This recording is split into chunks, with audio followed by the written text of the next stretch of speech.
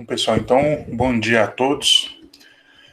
Seguindo aqui com o nosso cronograma, a gente ainda vai continuar aí a executar atividades utilizando a programação funcional. Então, o objetivo da aula de hoje é eu trazer uma série de possibilidades, ferramentas e funções que estão disponíveis na biblioteca Pandas e que provavelmente vai auxiliar vocês no dia a dia. Então, aí são ferramentas aí baseadas aí na programação funcional, ou seja, em que a gente aplica uma função de forma repetida para a gente obter o mesmo resultado aí de um loop explícito, né? Ou seja, a gente vai executar, a gente vai aplicar um procedimento de forma repetida, só que utilizando função. E para isso a gente vai usar a fantástica biblioteca Pandas, é uma das bibliotecas que a gente mais usa aí. Quando eu falei sobre data frame, quando eu falei sobre estruturas de dados, algumas aulas atrás, eu até comentei que no Python, uma das estruturas que a gente mais utiliza é a lista. O tempo todo a gente está usando uma lista para resolver algum pequeno problema, um problema mais complexo. E pelo menos no meu uso habitual, eu utilizo talvez a data frame que está disponível aí no Pandas, deve ser a minha segunda alternativa. E depois também eu utilizo bastante também os arrays aí da biblioteca NumPy. Então, via de regra é assim, eu tento resolver primeiro, se for possível, eu uso lista, porque já está ali no Python, não preciso nem importar biblioteca nenhuma. Mas se for conforme o trabalho que eu estou desenvolvendo, eu vou ter que talvez usar um array da NumPy, ou até mesmo uma data frame da biblioteca Pandas. E essa terminologia data frame, a gente pode associar, isso é uma tradução livre, né, seria quadro de dados. E eu acho que, principalmente para gente que está habituado a trabalhar bastante com Excel, a gente pode associar essa data frame como se fosse uma planilha do Excel. E o Excel ele tem uma característica interessante. A gente pode utilizar ele tanto para armazenar dados, quanto para fazer análise. E, na verdade, na prática, a gente usa isso aí de forma híbrida, né? Armazenar dados e análise. E, geralmente, quando a gente vai armazenar esses dados no Excel, é comum a gente armazenar cada variável em uma coluna. Então, se por um acaso, em um dado momento, precisar trabalhar com dados com essa característica, ou seja, um quadro de dados, uma estrutura retangular, em que cada coluna é uma variável, assim como uma planilha do Excel, então provavelmente a melhor alternativa vai ser o Pandas. E na nossa profissão, na engenharia florestal e demais ciências aí das áreas ambientais e agrícolas, é muito comum a gente receber esse tipo de dados, tá? Então, assim, por isso que a gente usa data frame aí com muita frequência. E esse nome também, outra curiosidade, né? Então, assim, a tradução livre, quadro de dados, vocês podem associar isso aí como se fosse uma planilha do Excel, em que cada coluna representa uma variável lá no seu banco de dados. Por exemplo, coluna 1 é o número da parcela, coluna 2 é a identificação da espécie, é o nome científico da espécie, coluna 3 é o diâmetro desse indivíduo, coluna 4 é a altura do indivíduo. Então, cada coluna armazena uma variável diferente. E esse nome também, gente, foi herdado do R, porque o R é reconhecidamente um software fantástico para análise de dados. E uma coisa assim, muito interessante, que na época que eu comecei a trabalhar com R, isso aí há mais de 10 anos atrás, lá para 2008, 2009, o R não era tão popular entre os cientistas da computação. Então o R era muito nichado. A gente encontrava o R mais aplicações do pessoal assim da estatística e depois para resolver problemas estatísticos esporádicos de todas as profissões. Mas de uns anos para cá, o R rompeu essa bolha. Então, hoje em dia, o R é reconhecidamente uma excelente linguagem, inclusive até pelos cientistas da programação. Tem algumas limitações, é claro, principalmente quando a gente vai tentar processar aí um grande volume de dados, então o R ainda é lento em alguns aspectos, mas tem algumas bibliotecas que podem subsidiar isso aí, mas o que de fato é que o R rompeu essa bolha. E atualmente, gente, isso eu mostrei até na nossa primeira semana, que eu mostrei lá até aquele índice TIOB, ele mede a popularidade das linguagens. Então o R está lá sempre figurando entre as 20 primeiras. E de vez em quando ele está entre as 10 primeiras. Tá? Então o R passou a ser muito popular. E hoje eu acredito que até mesmo cientistas da computação já conhecem essa linguagem, já conhecem o R. E eu acompanho, assim, principalmente assim, canais do YouTube, blogs de cientistas da computação que tratam assim, do assunto de forma geral. E eu percebi que nos últimos anos eles têm falado do R também. Então o R rompeu essa bolha, e o R lá é muito comum a gente trabalhar com estrutura de data frame. E essa data frame, na verdade, ela incentivou, inclusive, até o desenvolvimento e implementação da biblioteca Pandas. Aí aqui, só de curiosidade, ó, eu tenho esse livro aqui que é muito bom, não precisa comprar não, tá, gente? Eu não sei que queira se aprofundar aqui, ó, mas isso aqui é Python para análise de dados. Então aqui o foco principal aqui é a análise de dados, mas o autor ensina prioritariamente fazer essas análises de dados no Pandas. E detalhe, o autor, isso aqui eu acho uma coisa fantástica também, o autor desse livro é o mesmo autor da Biblioteca Pandas. E aqui no livro aqui ele até comenta que ele se inspirou na DataFrame do R para levar essa funcionalidade para o Python. E deu super certo, gente. Tanto é que Pandas hoje é uma das bibliotecas mais populares do Python. Então, se algum dia você encontrar uma pessoa, meu negócio é o Python, eu uso bastante o Python, tem a biblioteca Pandas, tem a biblioteca NumPy que eu uso. Aí você perguntar, você conhece o R? Eu falei, o R? Não, não conheço o R, não. Então, pois é, a DataFrame que tem lá no Pandas, ela foi inspirada na DataFrame do R, que é uma estrutura fantástica para a gente trabalhar. E hoje aqui a gente vai explorar mais essas funcionalidades. Então, assim, muitas dessas funcionalidades a gente já utilizou, mas eu vou trazer aqui de uma maneira mais formal para deixar isso anotado num canto, resolvendo um problema prático, porque depois vocês podem se inspirar para resolver problemas semelhantes. Tá? Então, assim, é uma ferramenta fantástica para análise de dados. Vou começar aqui a compartilhar a tela, gente, só para já começar a fazer uns esquemas aqui.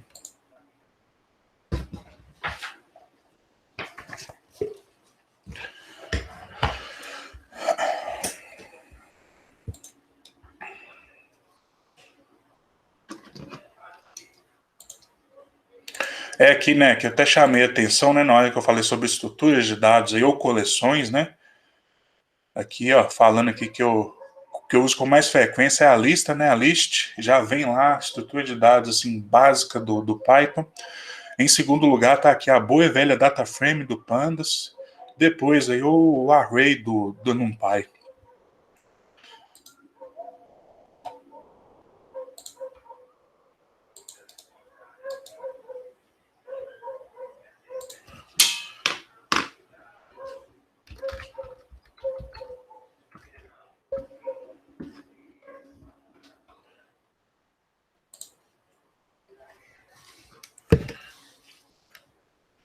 Semana 11 aí.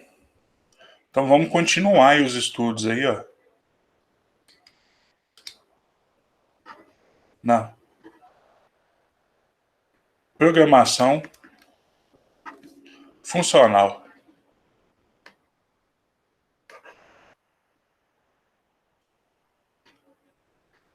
E observe, gente, que aqui a nossa disciplina, ela foi amplamente dominada, né, pela programação imperativa. Isso também tem um porquê também, é porque ela é mais intuitiva para o ser humano, foi uma das primeiras a serem desenvolvidas. A gente encontra em qualquer linguagem de programação e todos aqueles outros benefícios que eu já comentei na aula passada, tá? Então a gente começa com a programação imperativa, depois que a gente adquire um certo nível, já sabe como que funciona um loop, aí a gente vai para a funcional. Aí a funcional é interessante porque simplifica muito as coisas, mas é muito claro, né? Então é fácil a gente executar uma série de procedimentos, mas a imperativa ela tem a grande vantagem porque ela é transparente, então você sabe exatamente o que está acontecendo.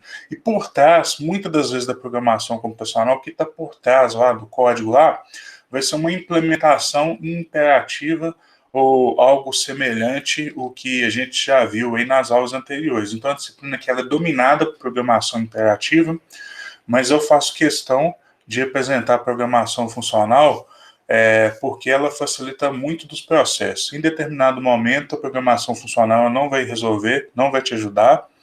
Aí você usa a programação imperativa, que ela é capaz de resolver praticamente qualquer problema, mas sempre que possível, assim, eu tenho utilizado bastante a programação funcional, principalmente no R. No Python aí é variado. Então aqui a gente vai continuar aqui com a programação funcional. A gente vai aprender mais aí algumas funcionalidades, programação funcional aqui, ó, a gente vai aprender programação funcional com a biblioteca Pandas. Aí aqui a gente encontra, por exemplo, se a gente for tentar buscar ferramentas relacionadas com essa, a gente vai encontrar lá as data frames lá do RBase, tem lá um pacote excelente também, que quando eu ministro essa disciplina no R, ao invés de eu ensinar o Pandas, eu foco nesse pacote aqui, ó, que é o DPLYR, pacote fantástico do Hadley Winka, desse livro aqui, ó, muito bom esse pacote DPLYR, e também tem um outro pacote lá que é excelente, que é muito pouco utilizado, quer dizer, que é menos utilizado que o DPL, que é o DPLYR, mas ele tem um grande benefício, que é a eficiência computacional e trabalhar com bases de dados gigantes, que é o Data Table. Pacote muito bom também. Então, se for encontrar referências a esses pacotes, são esses aí.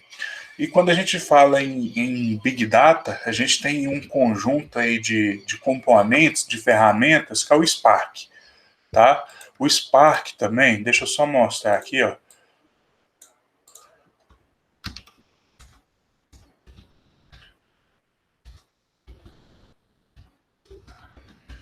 Ferramenta aí para trabalhar com bancos de dados gigantescos. Inclusive, até foi inicialmente desenvolvido aí pela gigantesca Apache aí, né? O Apache também, só de curiosidade aqui, ó. O Apache também ele tem lá o conceito lá de data frame também, tá? Inclusive tem como utilizar o Spark no R, tem como utilizar o Spark no próprio Python, né? Então é uma ferramenta aí para análise de volume de dados aí gigantescos. O Spark, e tem lá o conceito de data frame também. Então vocês podem encontrar funcionalidades semelhantes no Spark também.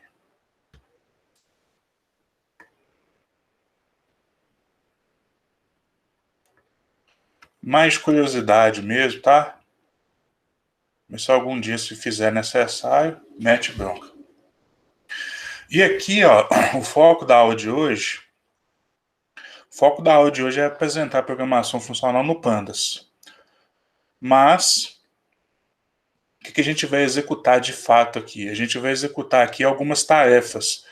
Primeira delas, arrumar dados. É isso mesmo que vocês estão pensando. O que a gente pode considerar com arrumar dados? É a tarefa de organização, é a tarefa de arrumar, ajeitar, é a tarefa de corrigir e a tarefa também de limpar. Limpar aí no sentido de remover aqueles dados que porventura não estão adequados. Então aqui a gente vai utilizar aí a programação funcional no Pandas para arrumar os dados, tá? E também a gente vai usar essa programação funcional no Pandas para analisar dados.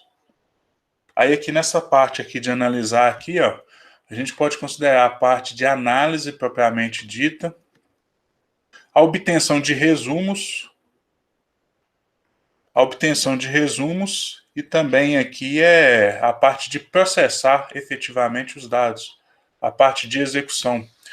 E essa parte de resumos parece ser uma coisa assim, mais simplista, mas na verdade é essencial, porque vocês podem perceber, na ampla maioria das vezes a gente tem lá uma base lá pequena, médio, grande ou gigantesca, a gente tem essa base de dados. No final, o que a gente vai usar de fato vai ser alguns resumos. Eu tenho lá uma quantidade de dados absurdas lá de inventário. Aí, às vezes, a pessoa lá na empresa vai usar só, qual que é a estimativa do estoque de madeira para 2022. Às vezes a pessoa quer só essa informação. Então, com o único número, ela resume aqueles milhões de dados que foram coletados no inventário. Então, essa parte de resumo é essencial, porque é o momento que a gente simplifica todos aqueles dados e converte em informação. E a partir dessa informação que a gente toma as decisões, que a gente faz o planejamento aí da empresa. Então, aqui a gente vai resolver um exemplo simples aqui, e o objetivo aqui principal aqui vai ser arrumar e analisar os dados. E aqui uma coisa que é muito interessante,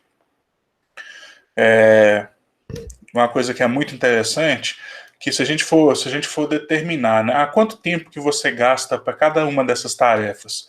Em geral, gente, a gente vai gastar aí cerca de 60 a 90% do tempo arrumando esses dados, organizando, corrigindo. E muitas das vezes a gente vai gastar algo em torno aí de 40 a 10% do nosso tempo. Isso aqui é tempo, tá?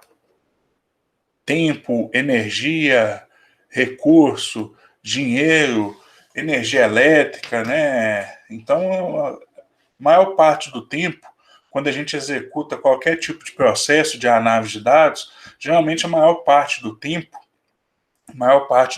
aí é justamente nessa etapa aí de arrumação. E tem diversos motivos para isso acontecer. Um deles é que a gente não tem tantas ferramentas assim para fazer essa tratação, para tratar esses dados de forma automática.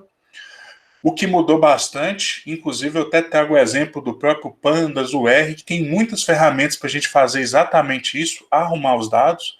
Tá? Então, dos grandes benefícios do Pandas, do DPLYR, que são ferramentas fantásticas para arrumar dados. Então, uma coisa que era muito limitada no passado, hoje a gente já tem disponível bastante coisa automatizada, para não ter que ficar fazendo isso em manual. E então, por isso que eu coloco de 60 a 90. Antigamente eu acho que era 90% do tempo. Hoje em dia eu acho que isso aí já caiu, porque a gente já tem ferramentas automatizadas. Outra coisa também que é um grande problema e que tem mudado também é a questão da padronização. Então, às vezes existia a coleta de dados, mas não tinha assim, um padrão bem definido. E isso é péssimo, porque aí você tem que ficar tratando casos especiais. Aí determinada coleta se trata desse jeito, você tem que fazer esse tipo de análise, determinada coleta é completamente diferente. Então, ao longo do tempo, aí houve um processo de padronização, né? Então, não só na coleta de dados, mas no geral, na indústria, existia um aumento aí da padronização. E uma das principais contribuições para padronizar isso aí é que a gente tem utilizado cada vez mais sensores remotos, né? E o sensor remoto, ele já tem lá um padrão especificado de coleta. Então, ele só vai coletar daquela forma. Então, a coleta, por natureza, já vem padronizada. Isso aí facilita muito a vida da gente nas análises de dados. Aí é até interessante que o R trabalha muito com símbolos assim, né? O símbolo do DPLYR é até um alicate, né? O alicate é aquela ferramenta que ela é quase que universal. Você pode utilizar ali para apertar, você pode utilizar para entortar, você pode utilizar para puxar, e se bobear, você usa até para bater. Então, o alicate assim, é uma das ferramentas assim, universais assim, que você consegue fazer praticamente tudo, né? Então, assim, eu acho que ferramenta assim, é essencial, assim, às vezes uma chave de fenda ali, um alicate, resolve aí a maioria dos seus problemas corriqueiros aí do dia a dia. E aqui, gente, vamos começar aqui a apresentar aqui alguns tipos de análise. E aqui eu vou trazer algumas hoje, tá? Vou focar só naquelas que eu vou trazer hoje, mas já chamando a atenção, isso aí se eu lembrar durante a aula, eu vou falar, ó, isso aqui a gente já viu em tal aula. Se possível, eu vou até abrir o código e mostrar. Mas aqui imagina que a gente tem um exemplo de dados assim, ó. Vamos fazer aqui, ó.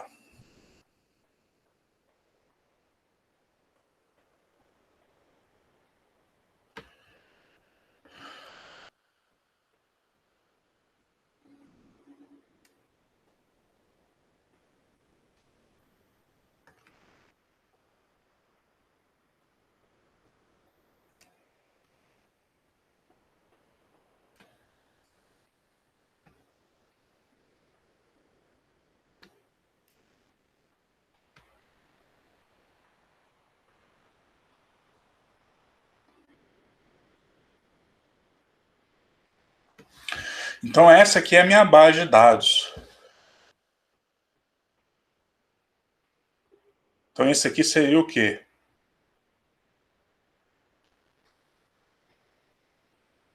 Meu quadro de dados, minha base de dados,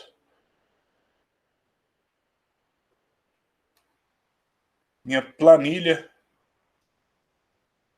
de dados. Então a gente tem algo que seria aí nossa base de dados. Aí vamos começar a pensar aqui em algumas análises que a gente pode começar a executar aqui, ó.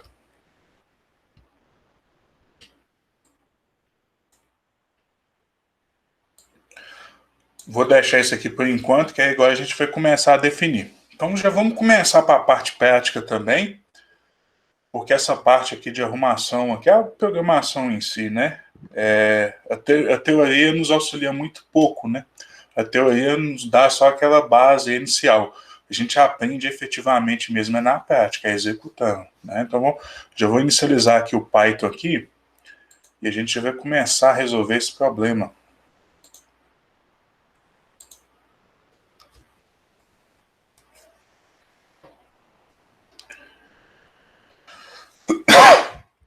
Inicializei aqui, né,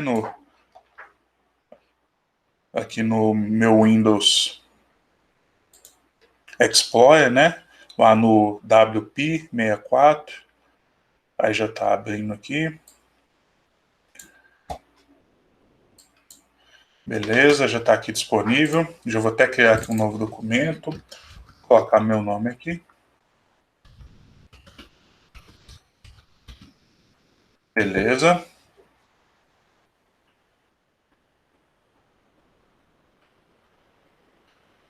E agora já vou mostrar aqui nossa base de dados.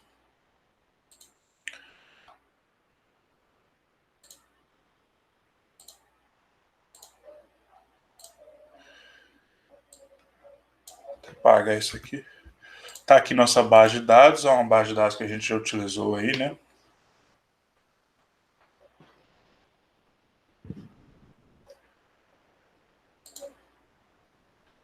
Aí que é o seguinte, né? Aqui, ó, variável 1 é uma variável do tipo texto, né? Que informa a região desses dados aqui, ó. Aí aqui é a região, aqui eu tenho 6 regiões aqui, se eu não me engano. Aqui eu tenho outra variável aqui, em outra coluna, observe, em outra coluna, aqui eu tenho o meu talhão, o código do meu talhão. Aqui eu tenho outra variável, outra coluna, aqui está a minha parcela, né, os dados de parcela. Inclusive, isso aqui é até uma dica importantíssima. Quer fazer análise de dados, armazena dessa forma.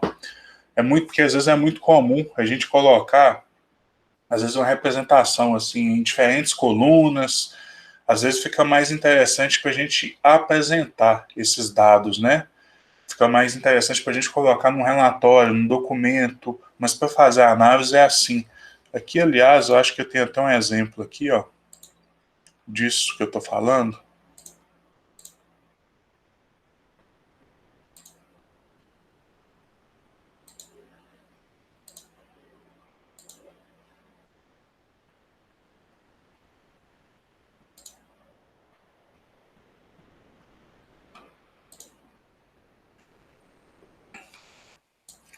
Aqui numa apostilinha minha do R, tem uma parte que eu até chamo a atenção para isso aqui, ó. Como que a gente representa um conjunto de dados. Então tá aqui, ó, variável na coluna, variável repetição na coluna, variável y na coluna. Às vezes a gente encontra essa forma de representação aqui, né? Uma matriz cruzada, né? Em que nas colunas a gente coloca o tratamento e aqui nas linhas a gente coloca o tratamento e aqui nas colunas a gente coloca a repetição. São os mesmos dados apresentados, tá, gente? Tá aqui, ó, o 12,4 tá aqui, ó. Quer ver, ó,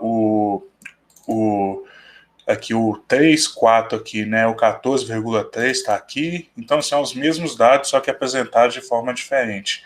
Quer fazer a análise de dados? Quer arrumar os dados? Essa é a forma ideal. Inclusive, praticamente qualquer software de estatística, de análise de dados, ele vai ser capaz de ler nesse formato. Esse aqui você pode até encontrar, mas só que vai ser mais complexo. Então, assim, via de regra, quer analisar, é assim que apresenta. Ah, vou colocar num relatório para ficar mais fácil de enxergar, para ficar mais compacto. Aí você vai lá e coloca dessa forma aqui, porque isso aí você vai utilizar apenas a visão. Você vai só olhar aquilo ali vai te facilitar a sua interpretação visual. Mas para análise, isso aí é algo mais ou menos assim, que seria o mais indicado para armazenar a variável. Tá? Isso eu comento porque ao longo do tempo a gente sempre tem os nossos queridos alunos aí de iniciação científica e às vezes a gente passa uma atividade, aí chega lá a planilha de Excel com os dados tudo dessa forma. Tá lá os dados certinho, bonitinho, foram coletados de forma correta, mas depois eu tenho um trabalho de organizar aqui dessa forma aqui. Inclusive, se tiver tudo organizadinho assim, tem até ferramentas automáticas para fazer isso, tá? Tanto no R quanto no Python. Mas o ideal é já colocar dessa forma, assim. Então, retornando aqui, eu tenho aqui uma coordenada x, tem uma coordenada y, com x e com y eu posso obter uma localização, aqui eu tenho idade, aqui eu tenho volume. O que eu vou fazer aqui então? Então essa é a minha base de dados, eu vou até criar aqui outra linha. O que eu vou fazer aqui? Então eu vou fazer duas atividades. Primeira delas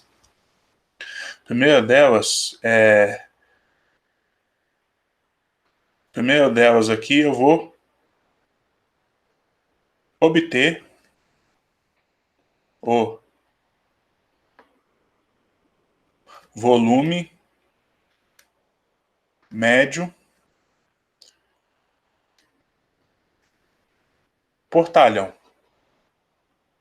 Vou obter lá uma estimativa de volume médio. E também aqui eu vou obter também o desvio padrão.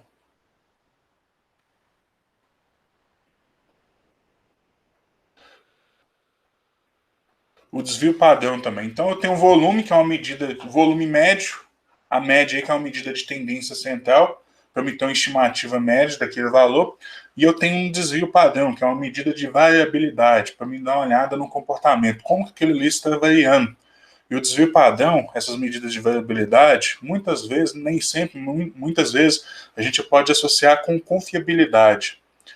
Ele mede, no caso aí do desvio padrão, como o próprio nome indica, né, o desvio em relação à média, tá? Aí a diferença entre ele e a variância é porque a gente extrai a raiz quadrada, porque no cálculo da variância a gente eleva as diferenças ao quadrado para eliminar o efeito do sinal, né, para a gente somar lá, e depois a gente extrai a raiz quadrada para retornar os valores com as unidades originais, né? Então a gente vai encontrar lá uma medida de variabilidade metro cúbico por hectare, por exemplo. Então essa aqui vai ser a primeira atividade que a gente vai executar. Só que aqui tem uma observação muito importante, né? Uma observação muito importante, que aqui, ó, se a gente for analisar bem os dados, aqui a gente tem parcela que tem 4 medições, tem parcela que tem 3 medições, tem parcelas que tem 6 medições, e cada medição aqui ó, vai variar conforme a idade, né? Então, isso aqui são medições ao longo do tempo. Só que para a gente obter a média, não faz sentido, por exemplo, aqui, ó, a gente utilizar todas essas parcelas, porque senão a gente vai pegar lá uma medida de 4 anos atrás, ou seja, já mudou. Então, assim, idealmente, o que a gente vai precisar fazer? Olha só o detalhe, a gente vai precisar primeiro filtrar só as últimas medições, e sempre muda bastante, né? Não é a mesma idade, né? Por exemplo, aqui a última medição aqui, ó, da parcela 1, última medição da parcela 1 é 7,39 anos. A última medição aqui da parcela 2 é 7,46. A última medição aqui da parcela 3 é menos de 7, inclusive, é 6,67. Então, assim, não é a mesma idade a última medição. Então, a gente vai ter que, em cada parcela, filtrar só a última medição, porque se eu deixar tudo aqui, o que isso vai fazer com minha média aqui de volume? Ó? Vai jogar minha média lá para baixo, porque aqui eu estou contabilizando o volume de 4 anos atrás. Eu quero só a última medição, ou seja, a medição mais atual, independente de quando foi feita. Eu quero a medição mais atual. Eu não posso usar as medições anteriores, porque senão vai contaminar a minha média. Se eu perguntar para vocês aqui, ó, qual que é o volume dessa parcela? O volume dessa parcela aqui é 324. 324, tá lá, é a informação da última medição, vou confiar nela. E se você fizer a média, ao invés de 324, vai dar 187, porque foi contaminada pelas medições anteriores. Você ficou claro, gente? Então, por isso que eu tenho que filtrar só a última parcela, porque senão, naturalmente, eu vou sempre subestimar a quantidade de volume que eu tenho em cada parcela. E depois, para a gente obter a média do talhão, aí a gente vai ter que obter a média dessas parcelas, né? Por exemplo, o talhão 1 aí, ó, bastante parcela. Ó, o talhão 1 aí tem 22 parcelas, ó. Tá? Então, depois a gente vai tirar a média disso aí. Então, essa é uma observação importante. Primeiro, a gente vai ter que de fato aí, filtrar apenas a última medição de cada parcela. Aí aqui a última medição aqui, né?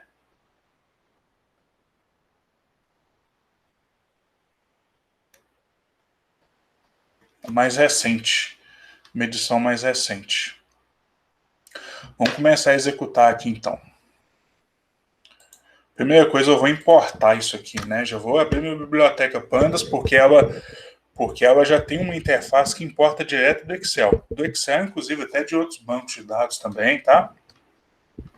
Arquivo texto, é uma biblioteca bem versátil para importação de dados. Aí eu vou dar um apelido para ela, né? Importar pandas como PD. Já vou executar. Agora aqui eu já vou colocar aqui o caminho dos dados, aqui um Rzinho de leitura, abrir aspas, aonde que esses dados meus estão. Está aqui na unidade C, aula prog, dados. Vamos copiar isso aqui. Aí, barra invertido, vou colocar o nome de arquivo. Para evitar ao máximo de eu errar qualquer coisa, vou renomear, copiar tudo. Renomear, selecionar tudo aqui, copiar. Inclusive com a própria extensão. Vou colocar aqui no final, pronto. O local e o nome do meu arquivo está aí. Tá? Caminho com nome. Aí com esse caminho com nome, já vou nomear isso aqui de dados e vou usar o pd.read. Não importa até de SQL, tá? Read Excel. Aí aqui vai ser o arquivo. E aqui, se for XLSX, que é o formato, a extensão das versões mais recentes do Excel, ainda vou usar por trás aqui essa biblioteca aqui, ó, que a gente já instalou previamente em um dado momento, que é a Open, de abrir, Py, de Python, XL, de arquivos aí do Excel, XLSX. Vou lançar isso aqui na memória, está importado, executei de novo. Ele demora um pouquinho aqui na primeira vez, porque ele está até importando aqui as variáveis, mas não demora muito, então meus dados estão aí. Deixa eu fechar isso aqui.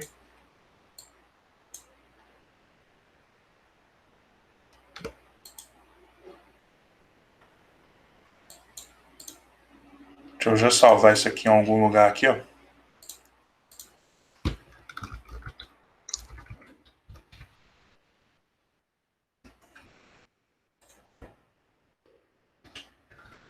Vou chamar isso aqui de semana 11, depois eu modifico isso aqui. Eu mudo o nome, é só para mudar o caminho, porque eu posso arrastar para cá, tá? Aí eu posso arrastar, então tá aí, ó. Tá importado. Quer conferir? Aqui variáveis, aqui tá lá. Uma data frame, um quadro de dados, com 7.584 linhas por 7 colunas. Posso abrir por aqui também. Então tá aí meus dados, tá? Aparentemente aí tá tudo certinho, importou certinho aí. Então beleza, importação concluída. Aqui eu já vou colocando aqui, né? Vou colocar os passos aqui.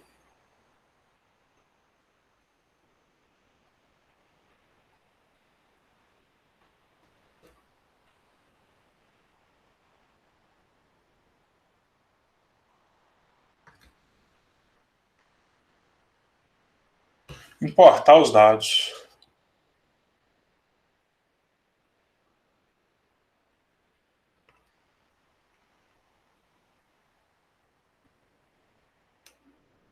usando aí até a função aí de ler do próprio Excel. Beleza, aí seguindo, né? Qual que vai ser a estratégia? Qual que vai ser a estratégia que eu vou utilizar aqui? Eu tenho algumas estratégias, tudo bem, gente? Não necessariamente eu preciso usar todas sempre. Aqui eu vou adotar a seguinte estratégia. Eu vou sempre, porque eu sei que a biblioteca Pandas, ela tem lá uma ferramenta lá que ela é capaz de identificar por grupo qual que é a última ou primeira medição ou qual que é a enésima medição. Por exemplo, aqui é a primeira, aí você usa lá o método first, de primeiro, né? Que é o último, aí tem um método lá, o last, que é o último, e também você pode filtrar o enésimo. Eu quero o terceiro, eu quero o segundo, eu quero o quarto, eu quero o 11º. Mas que a gente usa com mais frequência é essa do primeiro e do último. Mas só que para isso eu tenho que ter garantia que esses dados estão ordenados, tá? Porque se tiver desordenado, pode ser que essa medição aqui, ó, que aconteceu aos 7,49 anos, pode ser que ela esteja aqui no lugar aqui do 3. Aí, ao invés de eu coletar, isso aqui está trocado, então ao invés de eu coletar a medição que é 324, eu vou coletar 138. Então, para mim usar essa estratégia, a primeira coisa que eu tenho que fazer é ordenar esses dados.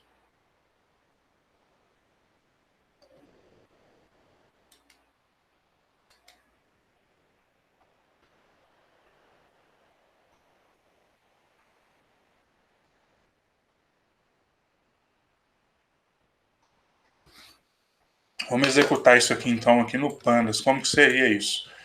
Então aqui não tem muito mistério, tá? E eu já vou fazer assim, ó.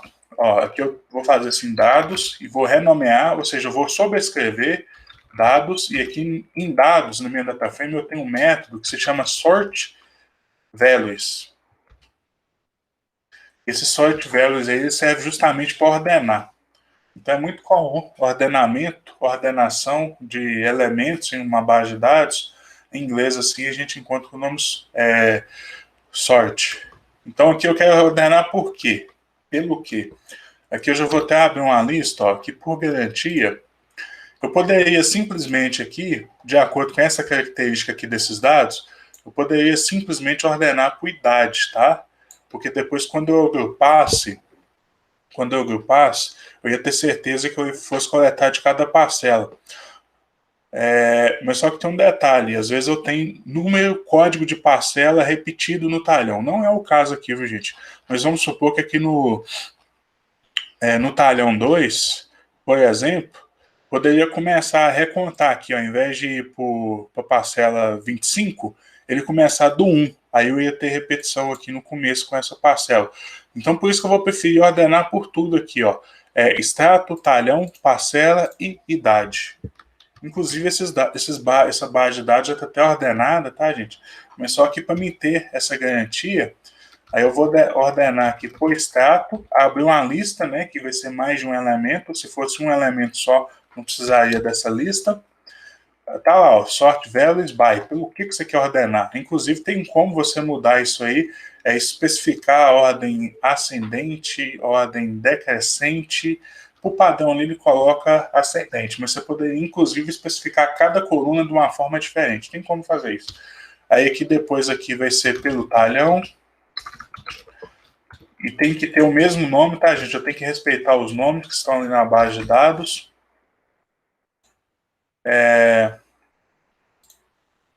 Aqui também vai ser por parcela, entre aspas. E por fim aqui vai ser por idade. Agora sim eu tenho a garantia que está ordenado. Então primeiro ele ordena por extrato, depois por talhão, aí depois por parcela e depois por idade. Aí eu vou substituir aqui, ó. Vou substituir. Outra forma de fazer isso, então tá aqui, né? Aqui eu vou importar aqui a biblioteca.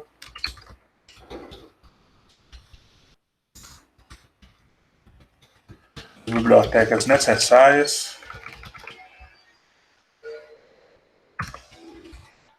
Aqui eu vou importar os dados.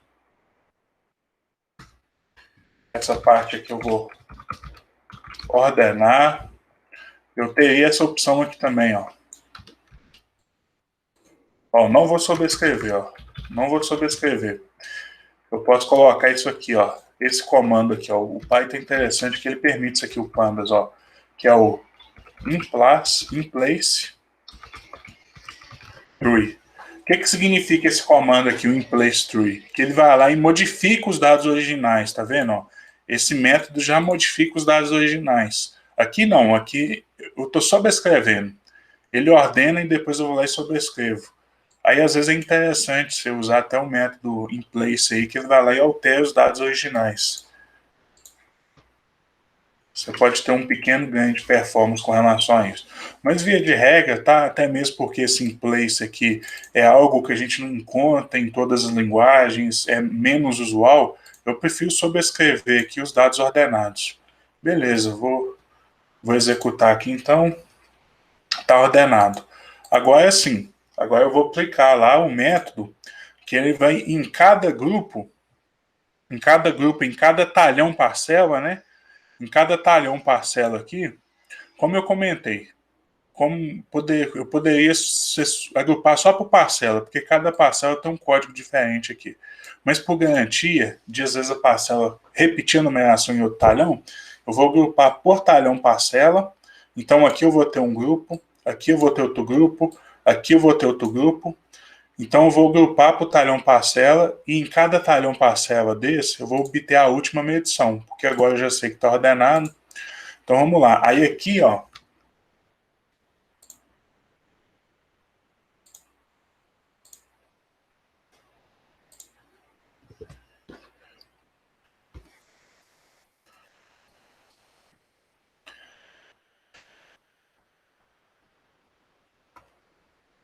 aqui por exemplo, aqui, ó, tem a parte aqui de importar.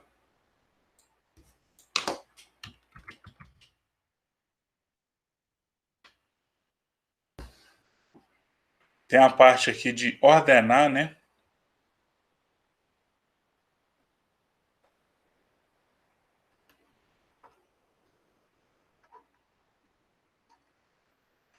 Ordenar basicamente seria o quê? Seria eu colocar na ordem correta, né? Então esse aqui passa para cá.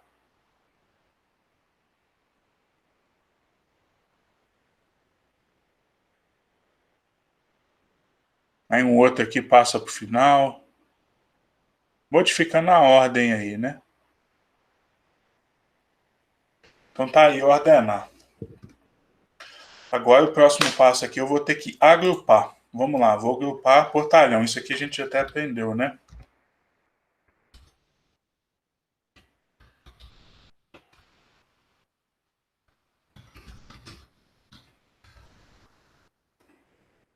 Como que seria o agrupar aí?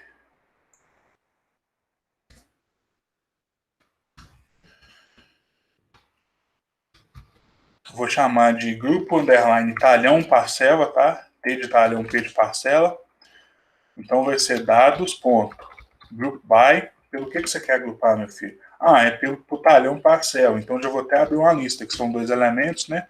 Então tá aqui, ó, talhão e parcela. Aqui nessa base de dados eu chamo de parque. Então tá aqui, né, o agrupamento. Aí ele não mostra. Se eu clicar assim, pedir para ver, ele não mostra nada. Isso aqui é uma coisa que incomoda às vezes no Python, mas isso aqui é extremamente interessante, porque ele cria um interator, ele cria um apontamento para a memória aonde estão esses grupos. Então, assim, ele não cria, por exemplo, uma cópia e já joga na memória. Então, ele é muito econômico, porque ele cria apenas o apontamento para a memória aonde está cada um desses grupos. Aí depois, conforme a necessidade, você pode ir usando. Ah, se quiser imprimir, você pode. Isso aqui a gente já até aprendeu, né? É só vir aqui, ó, for. Aqui eu tenho o K, que é o código do grupo. Eu tenho o G, que é o grupo. In, grupo, underline, TP. E aqui eu posso imprimir, por exemplo, aqui, ó, imprimir o código do grupo e aqui os dados propriamente ditos. Se eu quiser ver, eu posso fazer isso. Aí agora é assim, ó. Agora sim ele está gerando. Ó. Você está vendo que até demora um pouquinho, né? Porque ele está jogando isso aí na memória. Aqui está demorando mais porque essa impressão é lenta na tela. Aqui eu tenho uma sobrecarga aqui da tela de impressão, mas é bastante grupo. Na verdade é para cada parcela, bem dizer, né? Então tá aí, ó. Olha aí, ó, talhão T9, parcela 1682. Talhão T92, né? Parcela 1681. É o que, se a gente for ver, tá aqui no final. Essas últimas aqui, ó. T92, 1682. Aqui eu tenho um T92 aqui, ó, com 3 medições aqui, ó, 1681. Mas aqui efetivamente eu não preciso dessa impressão aqui, tá? Isso aqui é só se por um acaso precisar imprimir em um dado momento. Vou até colocar um comentário para desconsiderar isso. Aí aqui, ó, já posso até fazer aqui, ó, vou colocar um ponto. Toda vez que vocês encontrar um ponto alguma coisa, isso aqui na verdade é um método associado a esse conjunto de dados, tá bom? E o que é um método? Nada mais é do que uma função que a gente implementa para trabalhar especificamente com essa base de dados. E aqui eu já vou colocar o comando aqui, ó.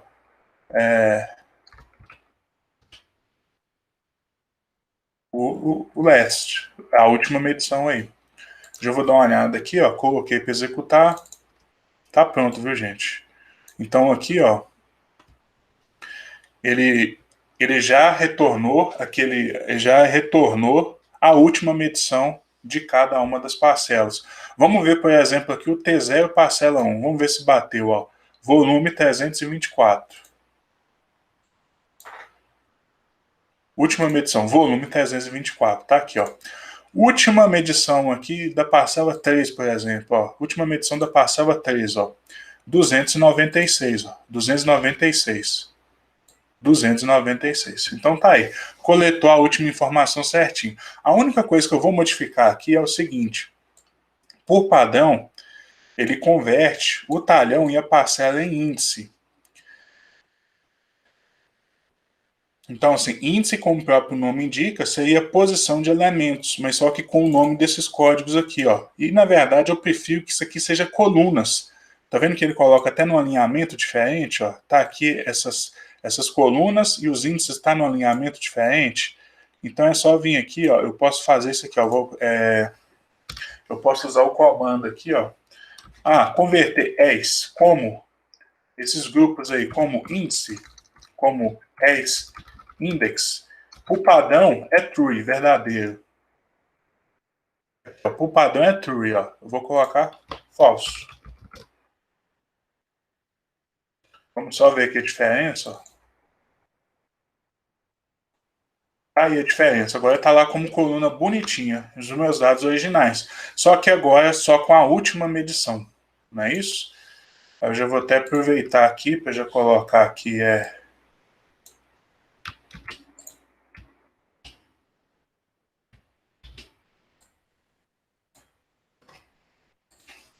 o que seria, né? Primeira coisa aqui, né?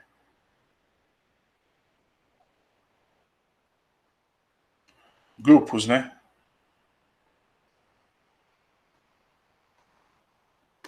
Agrupar por. O que seria agrupar? É só eu vou agrupar esses dados com relação a algum critério. Então aqui eu vou agrupar esses elementos aqui. Aqui eu tenho mais um grupo. E aqui eu tenho um outro grupo. Então eu vou agrupar de acordo com os elementos. E agora aqui, ó, eu tenho uma função o last, que é o último. Eu posso ter o first, que é o primeiro. E aqui eu vou até olhar o nome aqui. Ver como que é o nome aqui. É o last, first, n. Me obter o enésimo, por exemplo.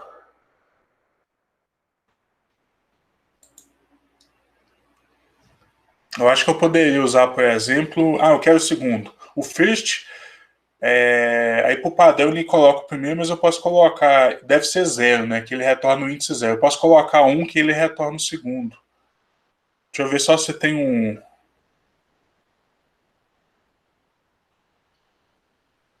tem um read aí, né? Que eu posso especificar quantos que eu quero. Os 3 primeiros.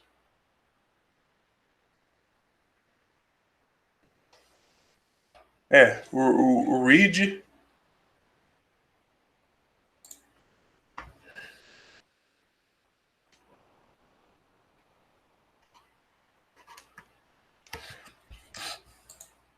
Mas tem um método que é o enésimo.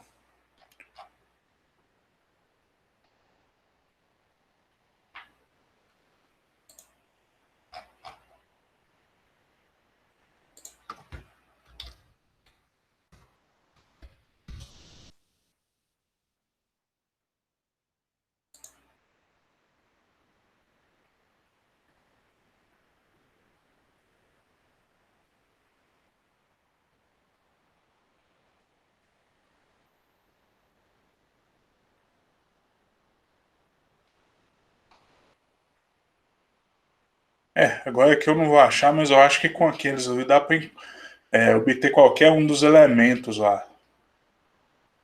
Depois, se eu lembrar, eu coloco aqui. Aí só que esse aqui agora, aqui, ó.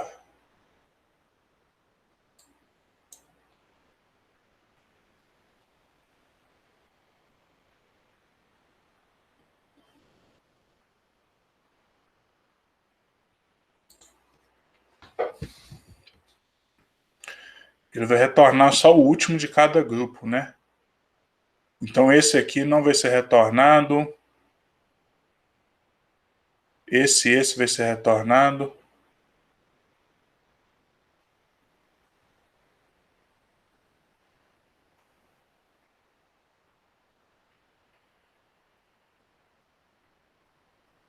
Então ele vai retornar só esses aqui, né? Esse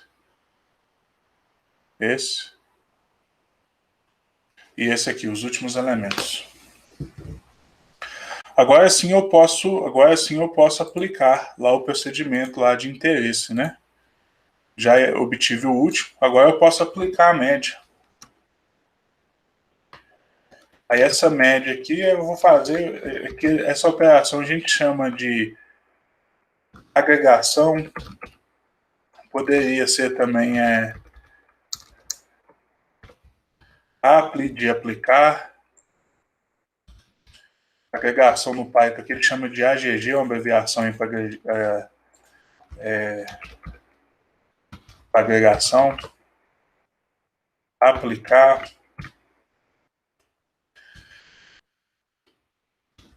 seria algo como a tabela dinâmica do Excel, né?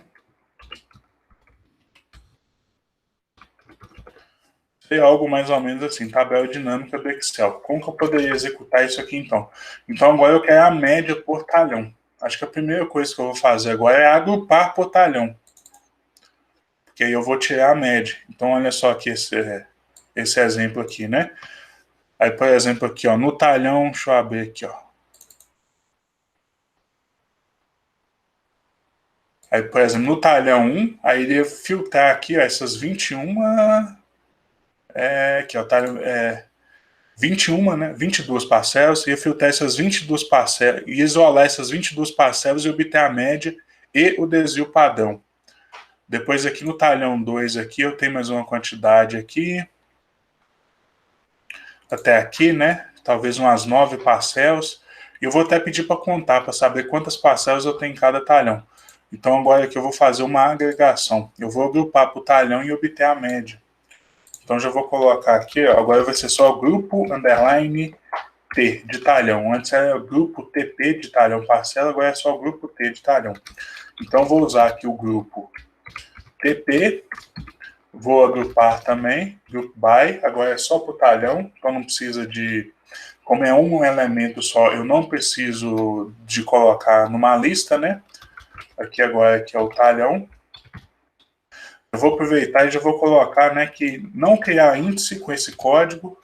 não criar índice com essa coluna, deixar como uma coluna convencional. As index, vou colocar aqui falso. Não. Deixa como uma coluna bonitinha, normal lá. Beleza. Aí seguindo aqui, então aqui você já estaria agrupado, né? Portalhão. Aqui esse grupo aqui, eu acho que eu vou ter 96 grupos. 92 grupos, né? Tá aqui, ó. O grupo talhão tem 92 grupos. Aqui no grupo talhão parcela tem 1.682, porque é a quantidade de parcelas que eu tenho no total. Aqui eu só tenho só 92 talhões. Então tá aí agrupado. Aí eu vou usar essa função aqui, ó. Já vou usar direto aqui também, ó. Ponto AGG. AGG é uma abreviação para agregação. Vou abrir parênteses aqui e vou começar a digitar por aqui mesmo. Então, o que eu vou querer aqui, ó? Se eu fosse assim, vamos pensar, só volume mesmo? Então, vamos lá. Aí seria algo mais ou menos assim, ó. Eu quero volume médio, volmed. Esse aqui é o nome que eu vou dar. Aí eu abro aqui um parêntese. Aonde que você vai calcular isso aí? Eu vou calcular nessa coluna aqui, ó. Que se chama voo de volume. Aí aqui tem que estar entre aspas. Aí aqui, então, vou obter aqui o volume. E qual operação que você quer executar? Eu quero executar a média.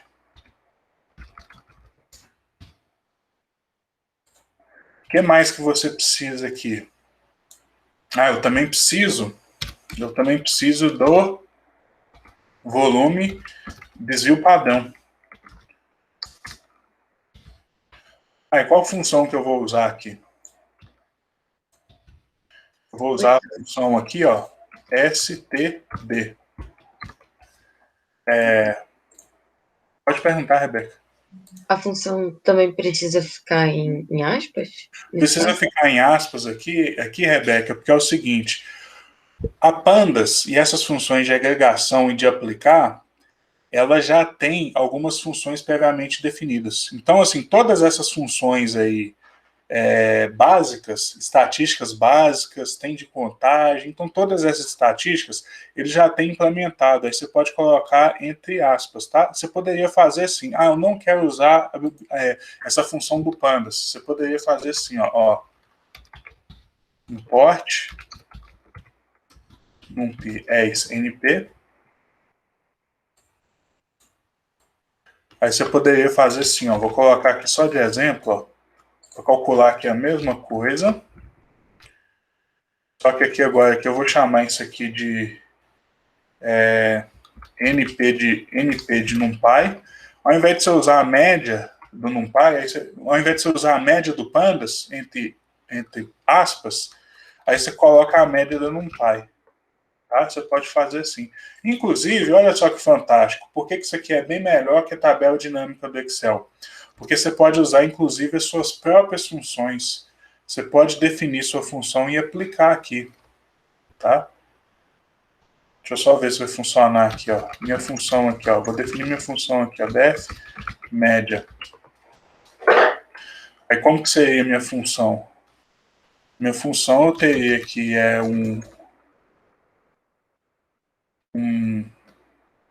um D aqui de dados. Aí como que eu calculo a média, por exemplo? Vou pedir aqui para retornar aqui, ó. A média seria a soma dos elementos dividido pela quantidade desses elementos aí. Vou só ver se vai rodar aqui com a NP aqui, ó. Depois a gente testa a nossa própria função.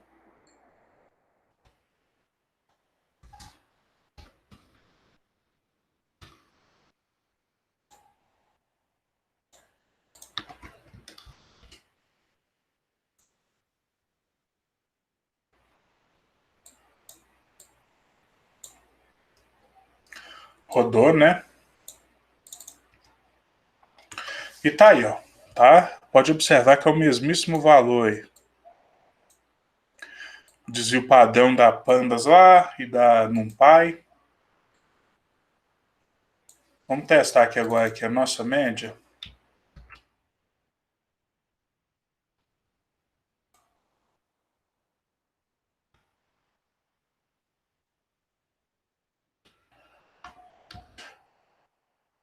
chamar isso aqui de P de própria, função própria.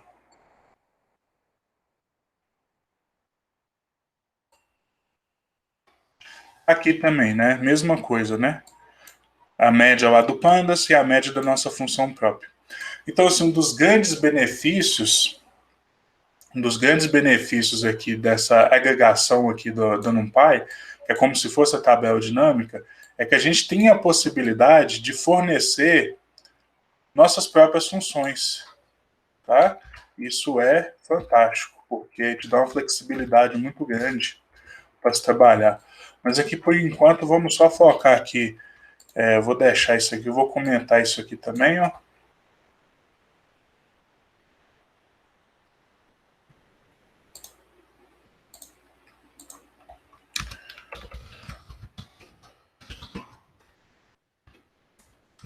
Não precisa ser função simples, de média, não pode ser função sofisticada. Afinal de contas, nas aulas anteriores a gente não usou, inclusive até o group by junto com o apply, em vez da agregação, para fazer um ajuste de modelo. Olha só que coisa mais complexa e mais sofisticada. A gente aplicou uma função própria de ajuste de modelo em cada grupo. Então aqui eu tenho o volume médio, vou colocar aqui também, ó, colocar a contagem também, ó. Vou chamar de N, que é o número de elementos. Aí aqui vou pedir para contar também, né? Quantos volumes tem. E ele tem lá uma função, se eu não me engano, é count. É isso.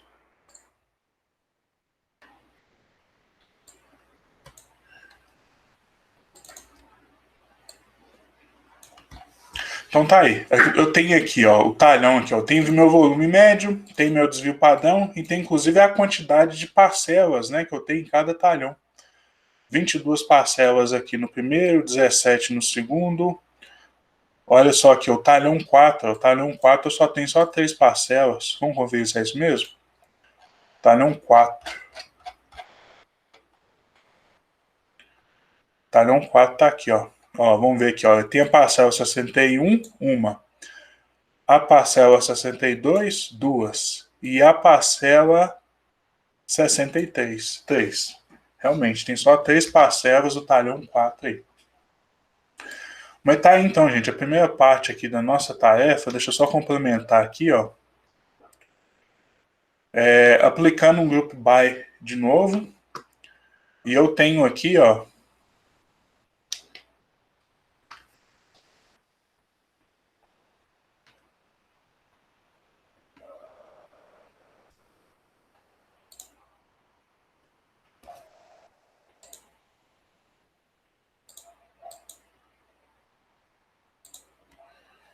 Vou só apagar isso aqui.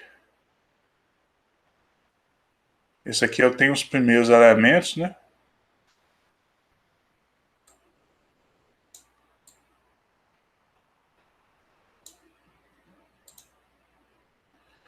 Tá aí os primeiros elementos. E eu posso ter exatamente a mesma coisa.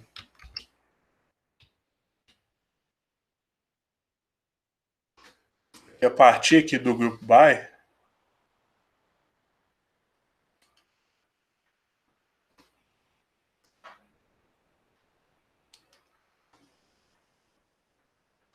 só que agora aqui é função de agregação. Pode ser apply, que a gente já até usou. Como eu comentei, ó, vamos olhar aqui na nossa aula passada mesmo aqui, ó. Aula 10. Vamos abrir essa base de dados aqui, ó.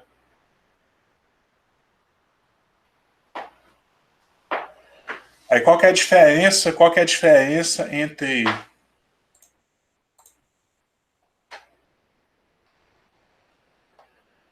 tá aqui, né?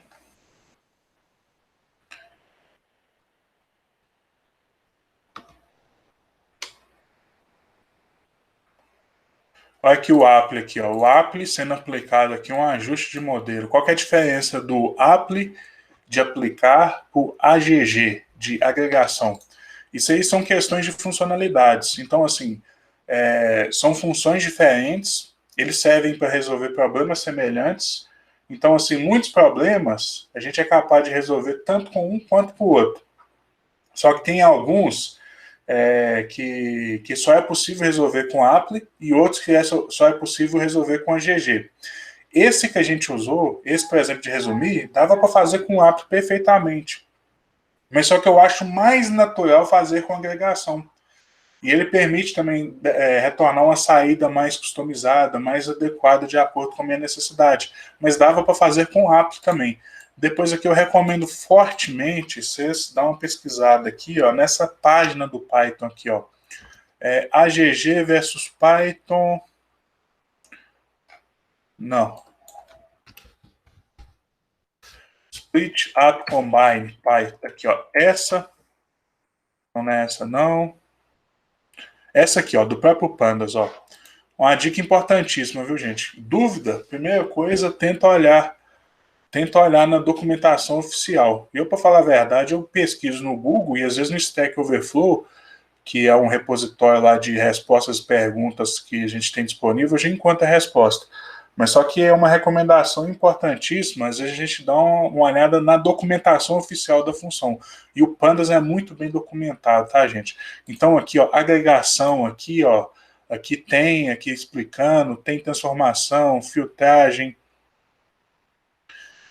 Em um dado momento, ele aqui para ordenar com o group by. Então aqui tem diversos exemplos aqui, a gente não vou contemplar todos, vou só contemplar alguns aqui que vai servir de acordo com a nossa necessidade. Mas aqui tem, inclusive, aqui, ó, tem em algum lugar aí, ó, a diferença, explicando aqui a agregação, né? Apply. Em algum lugar ele explica a diferença entre o Apply e a agregação. Então, assim, via de regra, eles servem para resolver problemas semelhantes, problemas específicos, cada um deles. E, assim, em geral, o Apply, ele é mais versátil um pouco, tá bom? Mas só que por que eu estou usando aqui o AGG de agregar? Porque a gente já usou o Apply em outras oportunidades, é ferramentas novas aí, tá? Para a gente aprender. Então aqui poderia usar o AGG e o Apply também, para retornar aqui, para retornar, e o que isso aqui seria?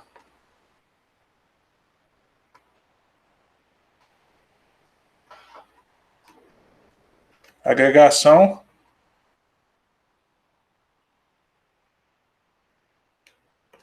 Aplicar. E aplicar o que, gente? Aplicar o que?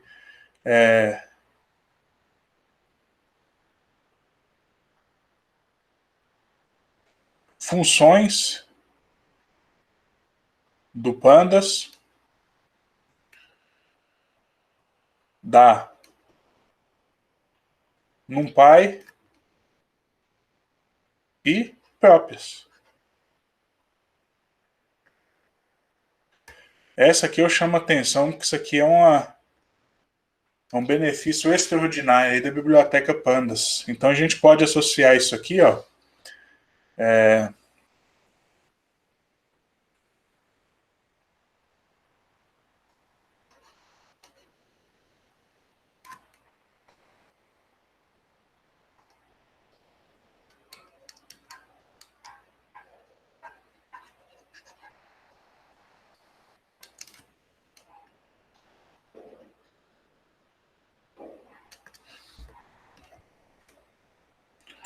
Tabela dinâmica aí, ó.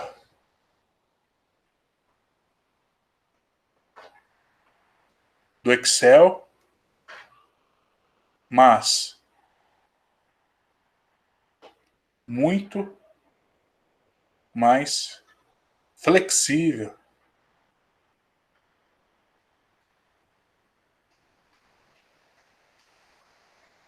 Mas muito mais flexível, tá, gente? Muito mais, tá bom? Ordens de grandezas aí, mais flexível. E se a gente for pensar bem aqui também, ó,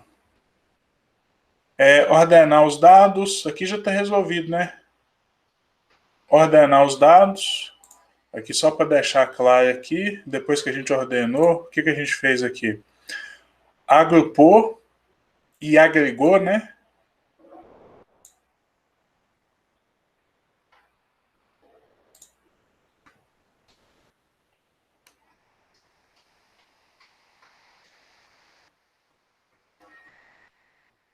E aqui obter o último.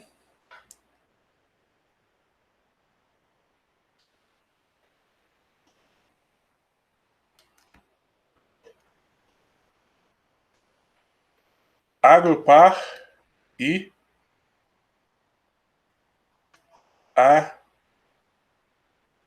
agregar.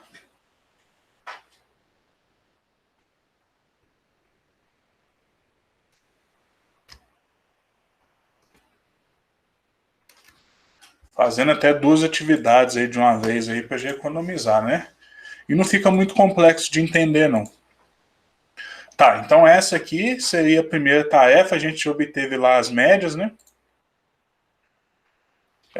Aí aqui a gente vai usar aqui, por exemplo, a função AGG,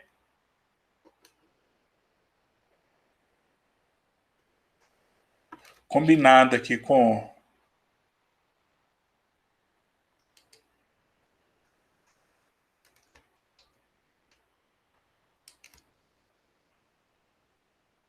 lá com a função de média e desvio padrão, né?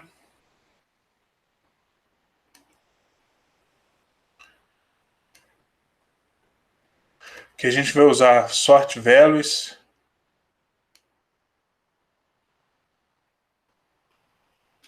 e a função last aí. Aí a segunda parte aqui da tarefa é o seguinte. Aí vocês viram que eu tenho informação de localização. Aí foi definido, isso aqui são definições arbitrárias, tá? Não necessariamente a empresa florestal faz assim. Mas aqui foi definido que o que a gente vai colher no ano que vem, o que vai colher? A gente está, vamos supor que no ano aqui de 2021, a gente já está fazendo planejamento para o ano de 2022. O que a gente vai colher? É que a gente vai colher da seguinte forma. Isso aqui tem todo um planejamento lá de longo prazo na empresa, inclusive com modelos complexos lá de otimização, mas aqui a gente vai definir de forma simples, porque isso aqui é só um exercício. Vai estar atribuído para colher o ano que vem todos os talhões ali que porventura eu tenho uma idade superior a 7 anos e meio, tá? Então ali na média das parcelas ali e esses talhões aí, eu posso ter até idades diferentes, idades que eu digo é de medições diferentes lá na parcela, tá? A idade provavelmente é a mesma, mas as medições são diferentes, então por isso que tem dados diferentes. Mas em média, aquelas parcelas que porventura a idade for superior a 7,5. É assim que eu vou definir. O que for maior que 7,5 vai ser atribuído para colher o ano que vem. Aí depois eu vou definir a ordem. Aí a ordem também, a empresa utiliza bastante a malha viária, utiliza uma questão de proximidade, distância entre o modal de colheita e o talhão. Mas uma coisa lá que o pessoal utiliza também, o pessoal geralmente deixa aqueles talhões mais produtivos, se possível, é claro, né? Para colher mais no final do ano, porque aí, em talhões mais produtivos, essa diferença de poucos meses pode significar substanciais incrementos de volume, tá? Um talhão que não é produtivo, você pode deixar lá que ele não vai ter um rendimento tão grande assim. Um talhão assim, mais produtivo, às vezes assim, diferença de 6, 8 meses, a gente já pode ter ganhos significativos de volume, coisa que a gente não observa naquele talhão lá que não tem uma capacidade produtiva tão grande assim, tá? Isso aí acontece, tá, gente? As empresas ficam de olho nisso aí também, viu? Às vezes esse ganho, só de deixar para o final, isso aí a gente já tem um incremento de volume. Isso aí é só um dos critérios. Existem até outros mais importantes, como, por exemplo, a demanda, a questão da distância de transporte, balancear o custo de transporte. Então, assim, tem outros mais complexos, mas esse aí é um. E como que a gente vai identificar? Aqui a gente não tem índice de local, não tem altura de árvore dominante, aqui a gente vai identificar esse potencial produtivo pela produção de volume. Tá? Então, quanto maior o volume, teoricamente, maior seria o potencial produtivo daquele local, considerando plantios de aproximadamente a mesma idade, né? Que é 7,5 a 8 anos ali, né? Que é o nosso caso. Então, para identificar essa sequência, aí a gente vai ordenar por volume, tá bom? Aí depois que ordenar por volume, a gente vai fazer a seguinte contabilização. Se precisar, aí a gente vai contabilizar qual que é a distância de deslocamento entre um talhão e outro. A gente já sabe a ordem, né? Tem que cortar o talhão T4 primeiro, depois vai ter que cortar o talhão T23. Qual que é a distância do talhão T4 para o T23? A gente vai contabilizar essa distância e eu estou fazendo isso para me apresentar algumas funçõezinhas aí que podem ser úteis para você. Depois vocês já podem até imaginar como que isso aí poderia ser utilizado para resolver problemas diferentes, tá? Então vou computar a distância entre cada um desses talhões e na sequência e depois eu vou fazer um seguinte filtro. Vou fazer um seguinte filtro assim, ó. Distância que for maior que 5 km, eu vou ter que chamar o caminhão prancha para buscar essa máquina. Um caminhão prancha vai colocar essa máquina numa prancha e essa máquina vai ser levada de caminhão. Se for menor que 5 km, aí a máquina vai andando lá os trancos e barrancos, com a velocidade que ela tem mesmo. Tá bom? É só assim, exercício, e inclusive até no mundo prático, acho que essa distância está até muito longa. 5 km é muita coisa, porque essas máquinas custam muito caro, né? Então, geralmente compensa. Até 1 km para cima, o pessoal já costuma levar com prancha.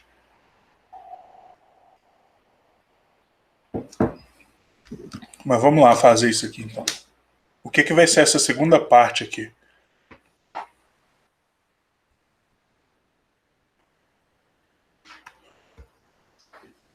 Essa segunda parte aqui,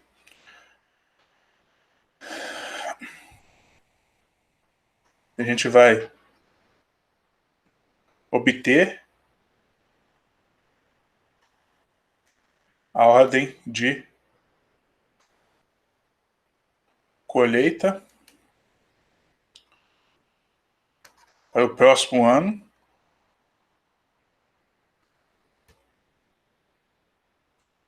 E também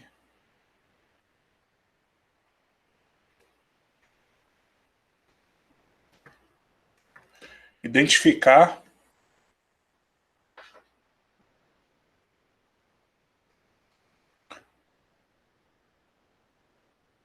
quantos quilômetros aí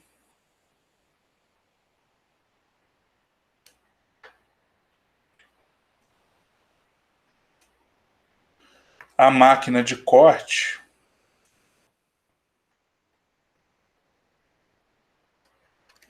vai percorrer por conta própria e no caminhão prancha.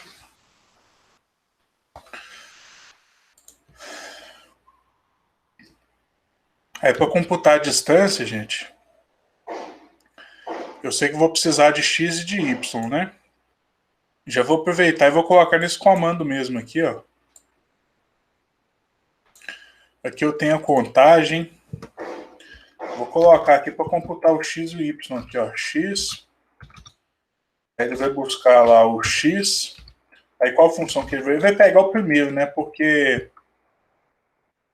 Não, aqui vai ser a média. Porque cada parcela vai ter uma informação de localização, né? Então aqui vai ter a média da coordenada x. Aí a média dessas parcelas, a gente vai considerar como se fosse a coordenada do talhão. Vai ser algo próximo lá do centro do talhão, do centroide, né? Principalmente se essas parcelas estiverem bem distribuídas. E aqui do y também. Vou precisar de mais alguma coisa? A idade, né? Vou precisar da idade também, porque depois eu vou precisar ordenar, identificar a idade que é maior do que 7,5. Aqui eu vou só colocar no começo aqui, ó, que essas informações mais cadastrais é bom a gente colocar no começo assim.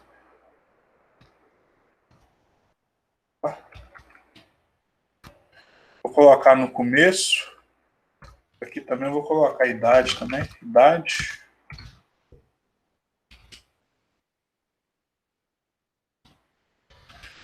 Aí o que ele vai buscar na base de dados? Esse aqui é o nome que eu vou dar na nova variável. Isso aqui é o nome que ele vai buscar na base de dados e a conta que eu quero.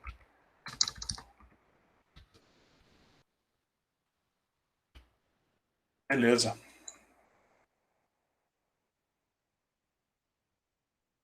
Agora sim eu tenho tudo aí, né? Talhão, idade, XY, volume médio, volume por DAP. Aí talvez o próximo passo aqui vai ser, eu vou ordenar, né? Ou ordenar não, identificar o que é maior do que 7,5.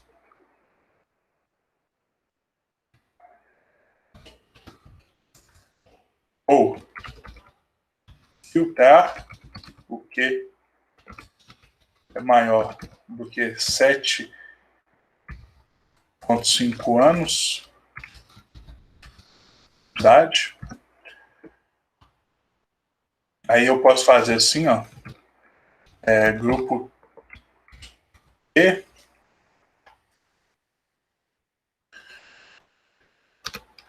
Aí aqui eu vou filtrar aqui dentro de grupo T. Só que eu quero só a idade. Aí tem que ser o mesmo nome, né, que eu dei aqui. E é maior do que 7,5.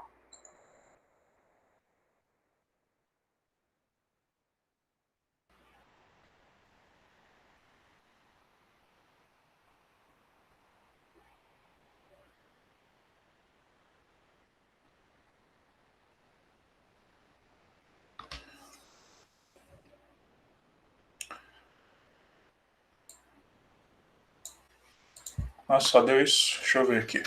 Corte. Talhão de corte.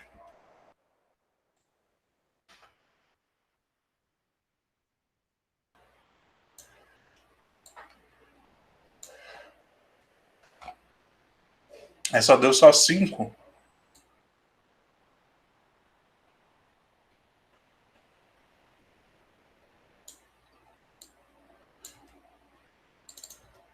Aqui eu tenho 92 talhões, né? Acho que eu vou ser menos restritivo um pouco. Vou ser menos restritivo, vou colocar maior que 7. Só para ter mais aqui. Retornou só 5 locais.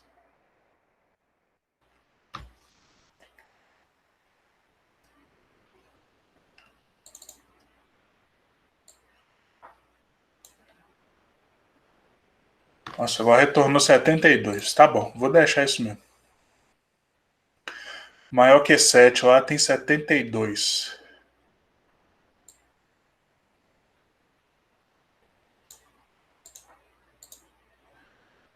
Ou eu deixo 7,5 mesmo? Vou deixar 7,5 mesmo. No final das contas, o processo aqui é o mesmo. Acho que com menos vai ficar até mais fácil de entender aqui o procedimento. Então tá aí, filtrei, né? O que é maior que é 7,5. Então, talhão 16, talhão 20, talhão 29, talhão 26, o 27 e o 67 serão cortados no ano de 2022. O próximo passo aqui, que vai ser executado, eu vou ordenar. Eu vou ordenar em ordem decrescente por volume médio. Então, vou começar cortando aqueles menos produtivos, tá? Vou deixar esses mais produtivos porque eu posso ter um ganho significativo de produção volumétrica no final. Então, vou começar cortando provavelmente aqui, ó, esse, ó, 313, e vou finalizar esse aqui, ó, com 377.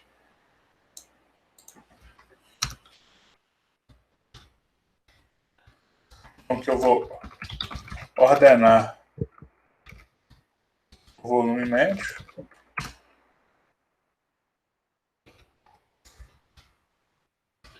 Esse aí, o corte T, ponto. Mesma coisa que a gente usou, sort values, só que agora vai ser só por Vou med. Posso conferir aqui, ó. Ordenou certinho aí, né? Eu já vou até sobrescrever aqui, ó. Tem que sobrescrever ou então colocar em place true aqui.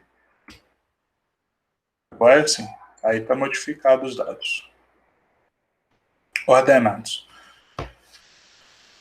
Então tá aí, já identifiquei a sequência, certo? Aqui a gente já usou até um filtro aqui, né? Filtramos aqui por idade, filtramos colunas específicas.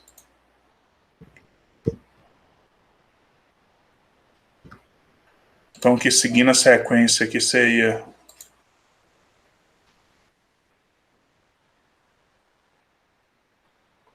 o 4 aqui. Filtrar. Passo 5.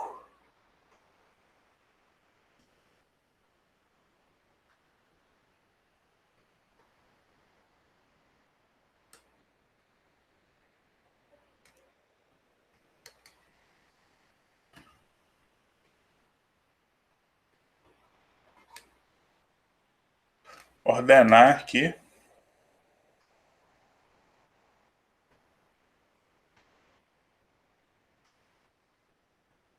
Ordenar por volume médio. Agora está faltando computar isso aqui, né? Computar aí essas distâncias. Vamos computar aqui então. Aí para computar a distância, a primeira coisa aqui, eu vou criar aqui uma...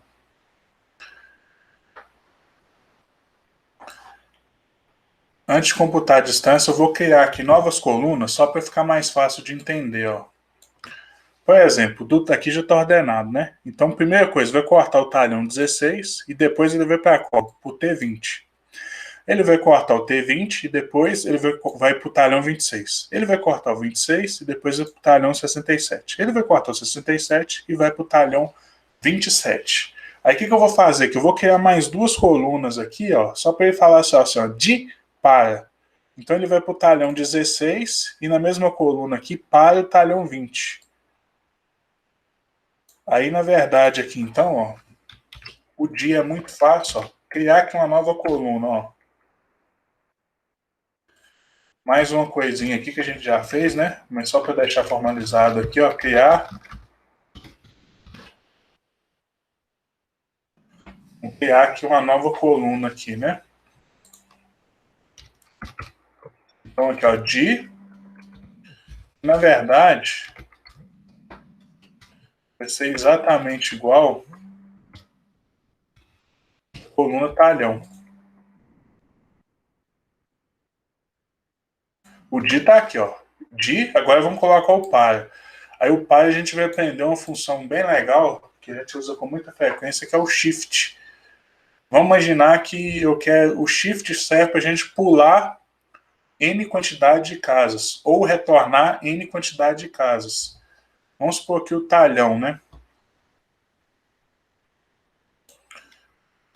Eu vou executar aqui, vai ficar mais fácil de executar. Ó, talhão, vou colocar aqui o para.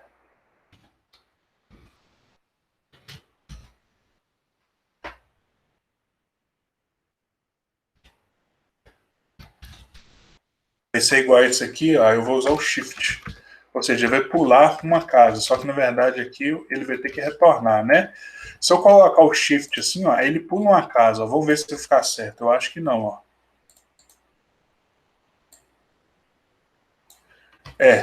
Do T16 para nada, então na verdade ele não tem que pular uma casa, ele tem que voltar uma casa. Aí é só colocar aqui -1. Por padrão aqui é 1, ele pula uma casa. Poderia pular 2 assim, ó. Poderia pular 2 casas. Tá vendo? Ó, pulou. Aqui do 16 aqui, pulou 2 casas, aí tá aqui o 16. Mas só que na verdade ele tem aqui voltar. Então vou colocar aqui um -1 aqui, ó. Vou executar, vai ficar claro aqui, ó. Sem espera, né? Aí, ó, beleza. Aí ele voltou uma casa, ó. Então aqui, ó, do T16 ele vai para o T20, aí aqui até no T20 vai para o T26, aqui do T26 ele vai para o 67, do 67 ele vai para o 27, e do 27 aqui ele encerra, termina, né, de colher o ano. Aí é outras definições. Esse NA aqui, ó, é de not available, é não disponível, dados ausentes, não tenho dados. Mas ele deixa que isso aqui é como se fosse uma célula em branco lá do Excel, né? Que não tem dados disponíveis ali. Ou seja, ele não vai para lugar nenhum. Então, nosso shift está aí. Agora eu vou computar a distância. Eu estou mostrando esse shift aqui, é só para mostrar que a gente vai usar ele para computar a distância. Primeira coisa que eu vou definir aqui, uma função de distância. Vai ser baseado na distância euclidiana. Então, distância euclidiana, baseado lá no teorema de Pitágoras. Não sei se a gente já usou aqui, mas depois vocês dão uma consultada lá. Mas ela é muito simples. Em geoprocessamento eu ensino ela, tá? Distância euclidiana é a menor distância entre dois pontos aí. Por trás dela aí tem o teorema de Pitágoras aí. Eu não vou fazer a representação aqui, porque demanda um tempinho. Mas depois vocês vão, ela é facinho de entender. Por trás dela lá tem o teorema de Pitágoras.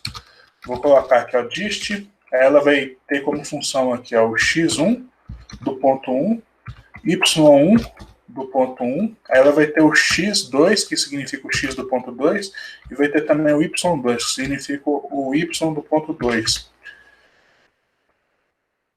Aí aqui eu faço uma subtração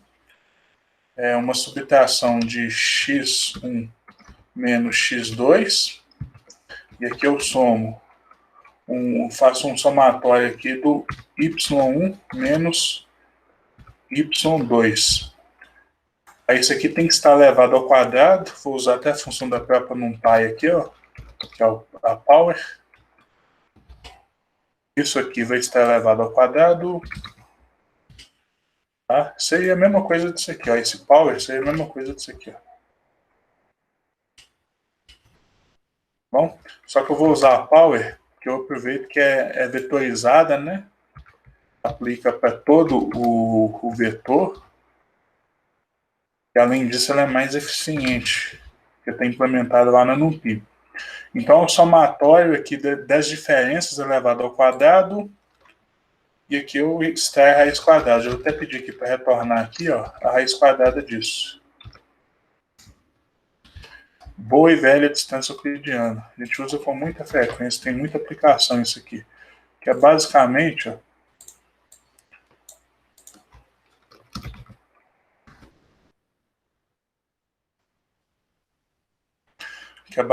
isso aqui. Cadê? É isso aqui, ó. Teorema de Pitágoras aí por trás aqui, ó. Aqui está uma bela indicação aqui, ó. x2 menos x1 elevado ao quadrado, mais, isso aqui é mais, tá? Mais y2 menos y1 elevado ao quadrado. Aí aqui pouco importa, tá? Se está x na frente ou y atrás, se está x1 na frente ou x2 está na frente, tanto faz, porque está elevado ao quadrado, é uma subtração, então esse efeito de sinal vai ser eliminado, tá? Então essa aí seria para computar a distância euclidiana. Aí agora eu vou computar essa distância euclidiana assim, ó. Dist. O que vai ser meu x1? É só eu buscar aqui que eu tenho x também, né? Eu tenho x aqui, ó, x. Então, aqui, ó, o meu x1, vai ser o ponto, por exemplo, aqui do T16, e o x2, y2, vai ser o ponto do T20. Como que computaremos? O x1 é fácil, ó. O x1 é fácil, ó. Corte T. Esse é o x1. Y1.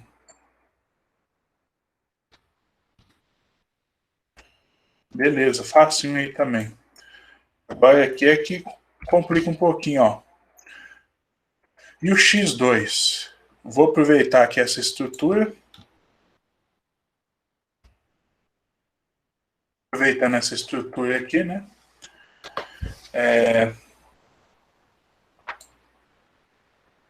Só que agora eu vou usar o shift, né? Shift.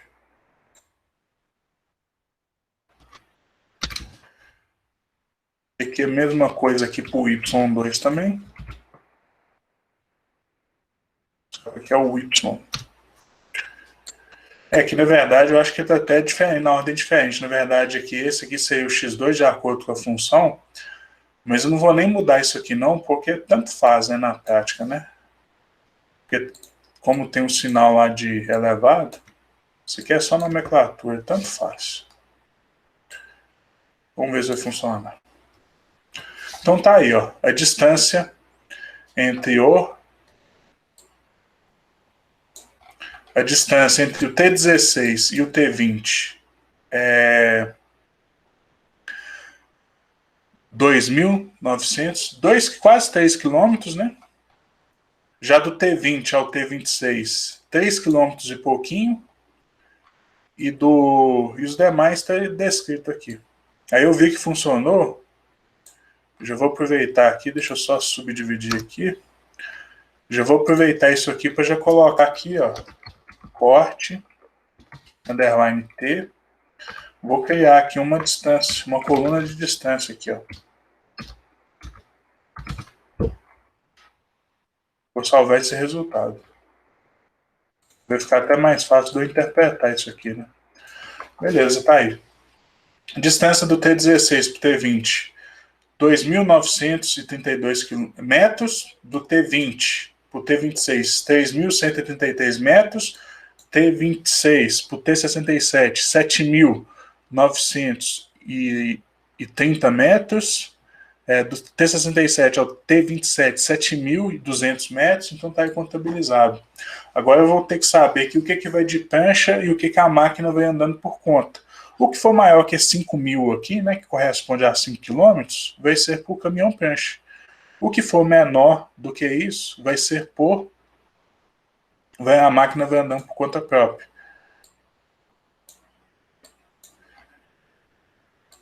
Beleza aqui.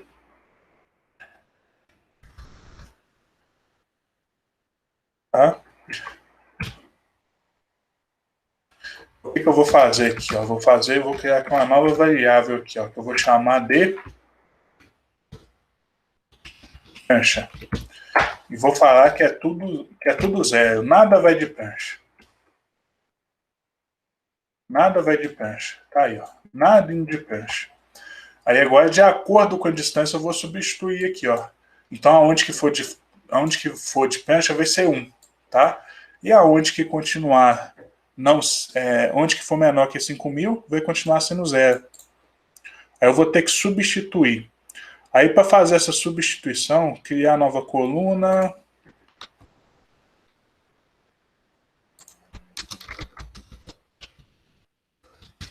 Shift. Computar. Distância euclidiana com Shift.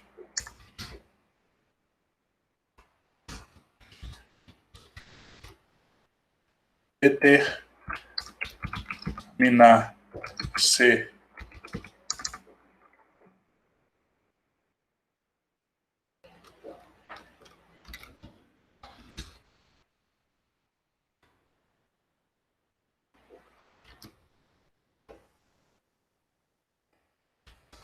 Você viaja com prancha ou não.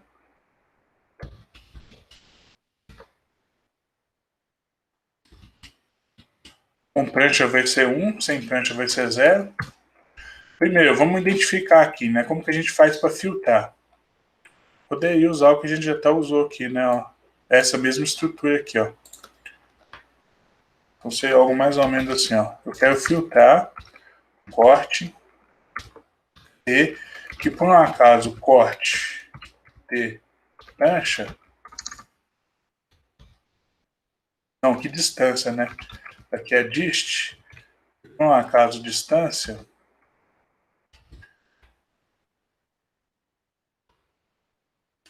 Seja maior do que 5.000.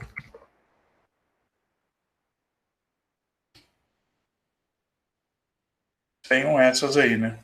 E agora eu vou substituir. Aí aqui, gente, importante, né? Isso aqui é filtragem normal, bonitinho, mas se eu quero substituir algum valor, aí eu tenho que usar o lock. Lock. Vou filtrar aqui, então, na linha. Vou filtrar na linha, o que é maior que 5. Mas o que eu quero filtrar especificamente? Só coluna punch.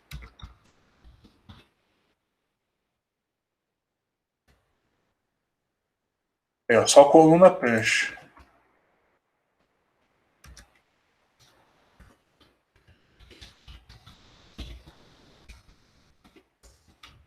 Criar coluna prancha.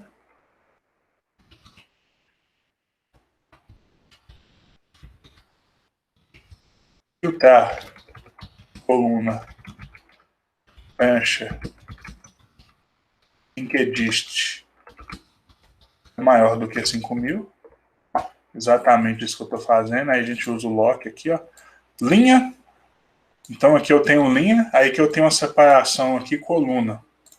Aí o lock funciona assim, né? Eu tenho uma data frame aqui, ó. Uma data frame.lock. Aí aqui eu abro aqui o colchete. Aqui eu me preocupo com as linhas, vírgulas, eu me preocupo com as colunas. Então aqui eu estou filtrando as linhas, que a distância é maior do que 5.000. E aqui eu estou filtrando apenas a coluna 1. Vou colocar isso aqui, ó.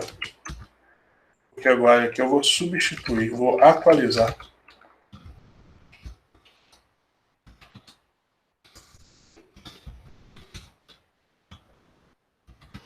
Vou atualizar a coluna prancha.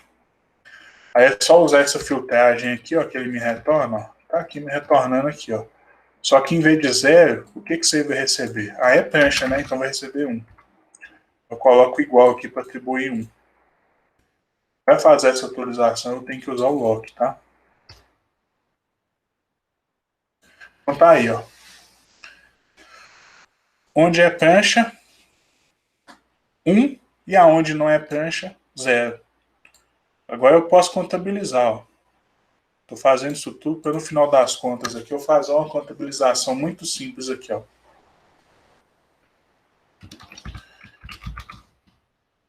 Contabilidade.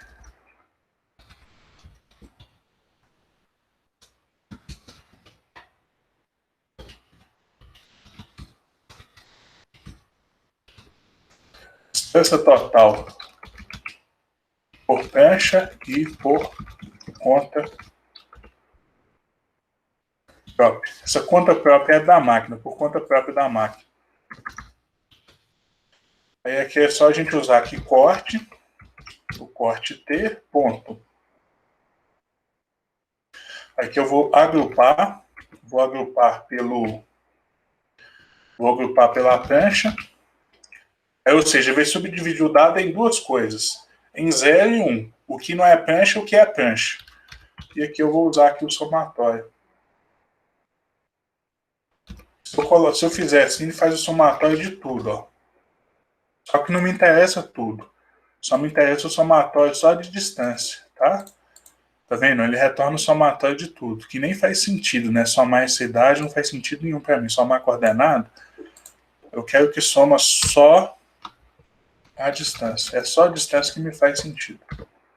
Então aqui ele filtra, ele agrupa por prancha, depois ele foca só na coluna de distância e aqui ele faz o somatório por grupo. Agora sim. Então ele vai andar aqui, ó, aproximadamente 6 quilômetros por conta própria e vai andar, obviamente, bem mais, né? Porque tem aquele limite maior, tem que ser maior que 5 quilômetros. E ele vai andar aí 15 quilômetros aí no caminhão prancha.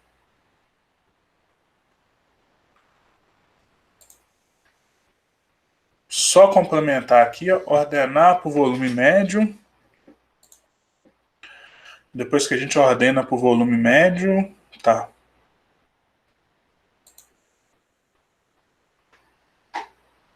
O 6 aqui, ó.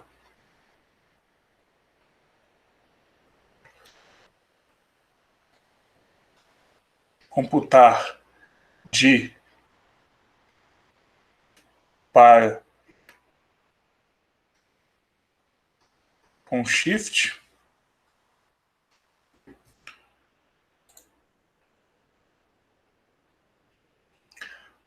próximo passo aqui é computar a distância euclidiana.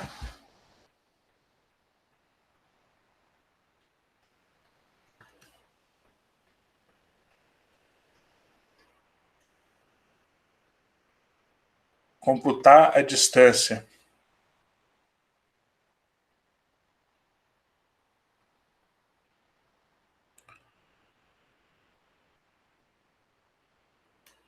entre linhas sequenciais com shift também, né?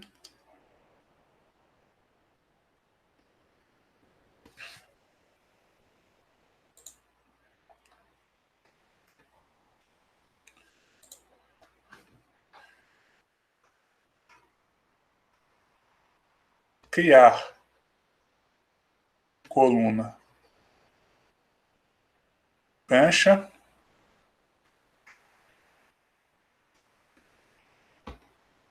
A 9 aqui. Modificar parte da data frame com lock. Linha, coluna. E por fim aqui, group by seguido de soma.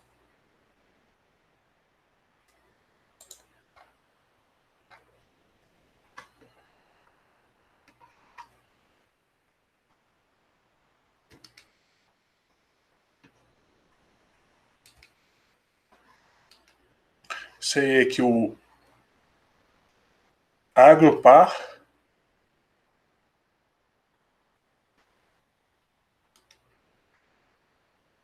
três coisas, na verdade, que eu estou fazendo, né? Agrupar,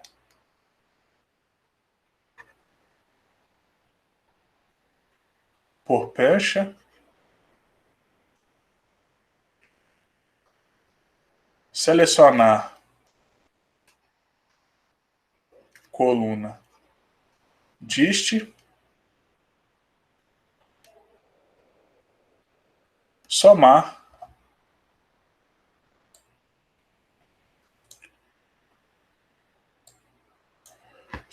aí dist por grupo. Três coisinhas aí que estão sendo feitas aí.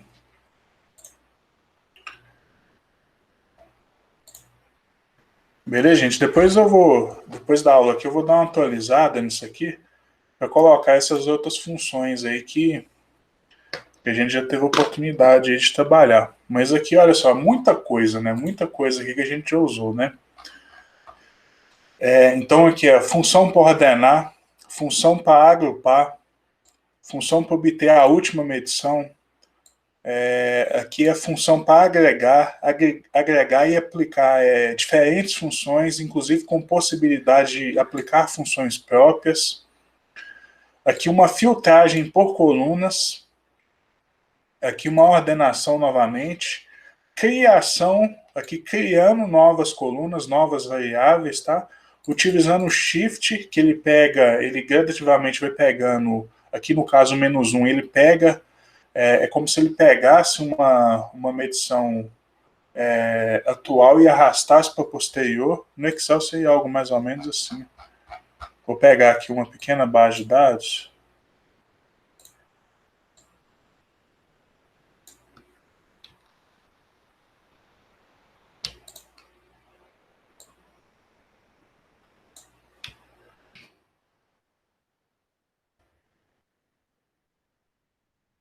O que ele faz é isso aqui, ó. É exatamente isso lá, né? Aí aqui no final ele coloca um NA aí. Esse aqui seria o voo Shift -1. Exatamente isso que o Shift faz, né? E aqui a gente usou esse Shift, né? Aqui eu só fiz só para mostrar, né? Criar uma nova coluna com Shift. Aqui eu só fiz só para mostrar, para a gente entender mais ou menos a lógica que eu usei para computar aqui as distâncias sequenciais. Até Larissa e Pedro, no trabalho deles, utilizaram lógica semelhante, mas só que aplicando lá as próprias possibilidades lá de indexação numa lista, funciona a mesma coisa. Só que aqui eu tenho essa função para isso, eu vou usar isso. Tá vendo que eu... E aqui detalhe, tem loop for aqui? Eu só coloquei um loop for aqui só para imprimir mesmo aqui, mas a gente nem usou, né? Então fiz todas essas análises sem um único loop for que seja, sem nenhum único loop explícito que seja. Mas o tempo todo que a gente usou aqui foi a operação de repetição. Seja vetorizada, seja utilizando funcional, seja em operações de by. Aqui, ó, criando aqui uma nova coluna aqui também, ó. E aqui é atualizando, ó, a gente teve que usar o lock aqui, ó, para atualizar essa base de dados. E aqui mais uma ferramenta, uma função aqui agregada. Eu poderia colocar, por exemplo, lá AGG e colocado lá o nome da função. Ia funcionar da mesma forma. Se eu colocasse o AGG, somar distâncias. Ia funcionar. Isso aqui poderia ser feito assim, ó. Vamos fazer aqui rapidamente, aqui, só para encerrar. Ponto. AGG. Aí aqui agora, aqui, ó, eu vou chamar isso aqui de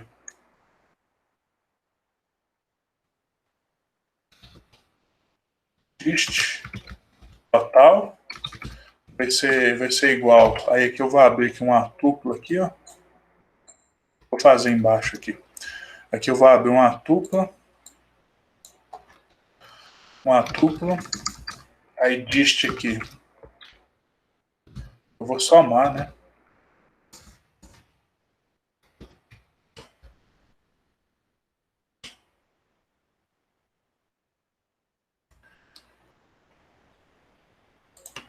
Faltou fechar um parênteses, beleza. Eu posso até remover o índice aqui, ó, para transformar essa prancha em coluna normal também, ó. Eu vou colocar aqui, ó, as index, vou colocar falso. Beleza, tá aí, ó. Com prancha, isso aqui de quilômetro, quer dizer, sem prancha, por conta própria, 6 quilômetros aproximadamente, e na prancha, em cima do caminhão, 15 quilômetros aproximadamente. Deixa eu já salvar como aqui, deixa eu já salvar aqui para a gente não perder isso aqui.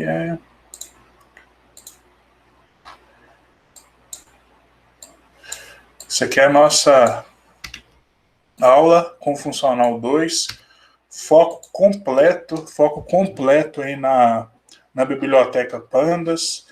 Em nenhum momento sequer a gente usou loop aqui e resolvemos algumas tarefas que são relativamente complexas. Se fosse fazer via outras fontes, daria mais trabalho. Então aqui a gente resolveu o problema relativamente complexo, sem usar nenhum loop explícito que seja. Tudo bem, gente? Vou encerrar a aula por aqui. Depois eu vou complementar isso aqui com as figurinhas, com mais funções aqui, tá? E vou disponibilizar, assim como de costume, lá no portal. No mais aí, muito obrigado pela atenção. Já vou encerrando para não ficar muito longo.